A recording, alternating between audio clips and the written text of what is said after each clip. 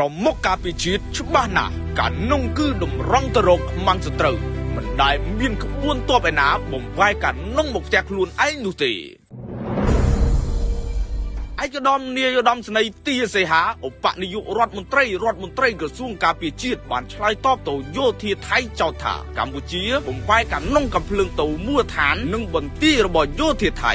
ប្រមុខការពារជាតិបានលើកឡើងថានេះគឺជាវិធីការពារជាតិរបស់កម្ពុជាយើងបំពេញសភាវុធគឺដើម្បីការពារបូរណភាពទឹកដីច្បាស់ណាស់គោលដៅគឺតម្រង់ទៅរកខ្មាំងសត្រូវមិនដែលមានក្បួនទ័ពឯណាបំវាយការនងមកផ្ទះខ្លួនឯងនោះទេឬមួយកងទ័ពថៃរៀនយុទ្ធវិធីខុសពីកម្ពុជាបើតាមឯកឧត្តមនាយឧត្តមសេនីយ៍ជំរឿសន្តិវិធីគឺការចរចារវាងរដ្ឋាភិបាលទាំងពីរទាំងផ្នែកនយោបាយផ្នែកសេដ្ឋកិច្ចនិងផ្នែកផ្សេងចំពោះផ្នែកយោធាគឺជំរឿសចុងក្រោយយើងត្រៀមរួចជាស្រេចក្នុងការការពារទឹកដីកម្ពុជាដោយគ្មានមហិច្ឆតាឈ្លានពានទៅលើប្រទេសជិតខាងឡើយ